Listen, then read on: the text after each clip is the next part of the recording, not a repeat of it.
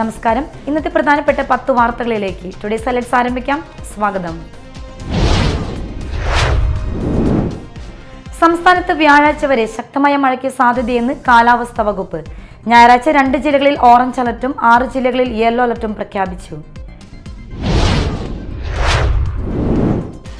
അതിരപ്പള്ളി ഗ്രാമപഞ്ചായത്തിലെ വീരാൻകുടി, അരേക്കാപ്പ് ഉന്നതികളിൽ ജില്ലാ കളക്ടർ അർജുൻ പാണ്ഡ്യൻ സന്ദർശനം നടത്തി. കാലവർഷം രൂക്ഷമാകുമ്പോൾ പ്രദേശവാസികൾ നേരിടുന്ന പ്രശ്നങ്ങൾക്ക് പരിഹാരം കാണുന്നതിന്റെ ഭാഗമായിരുന്നു സന്ദർശനം.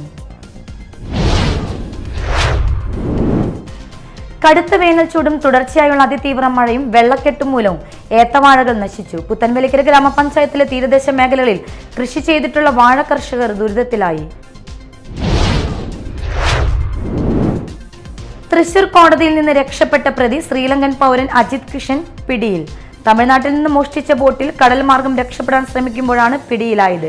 ശ്രീലങ്കൻ നാവികസേനയാണ് പിടികൂടിയത്.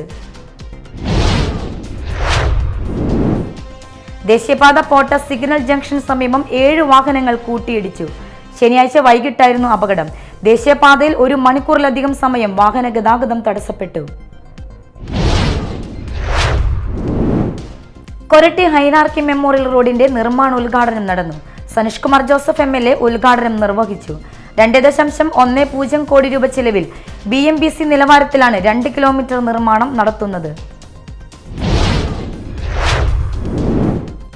വരന്തരപ്പിള്ളിയിൽ അനധികൃതമായി മദ്യവിൽപ്പന നടത്തിയ 2 യുവാക്കളെ എക്സൈസ് സംഘം പിടികൂടി. വേലുപ്പാടം പാരപ്പറമ്പിൽ ക്രിസ്റ്റി, വരന്തരപ്പിള്ളി പൗണ്ട് കടുകപ്പറമ്പിൽ മനോജ് എന്നിവരെയാണ് 2 സ്ഥലങ്ങളിൽ നിന്നായി പിടികൂടിയത്. അന്നമനട മണ്ഡലം മഹിളാ കോൺഗ്രസ് ഏകദിന ക്യാമ്പ് സംഘടിപ്പിച്ചു. മേലടൂർ ജീവന ഹാളിൽ നടന്ന ക്യാമ്പ് മഹിളാ കോൺഗ്രസ് സംസ്ഥാന പ്രസിഡന്റ് ജിബി മേത്തർ ഉദ്ഘാടനം ചെയ്തു. ധന്യ ദേവദാസ് അധ്യക്ഷത വഹിച്ചു. ആറാട്ടുപുഴ ശ്രീശാസ്ത്ര ക്ഷേത്രത്തിലെ ഇല്ലം നിറ ഭക്തിസാന്ദ്രമായി.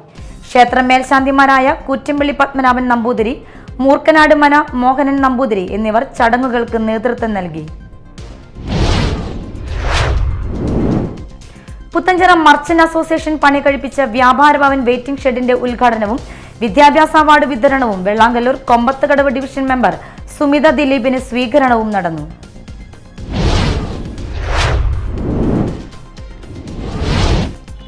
ഹൈലൈറ്റ്സ് വാർത്തകളുടെ വിശദമായ റിപ്പോർട്ട് അടുത്ത ന്യൂസ് റൗണ്ടപ്പിൽ കാണാം. ടുഡേ സെലക്ട്സോടെ സമാപിക്കുന്നു. നമസ്കാരം.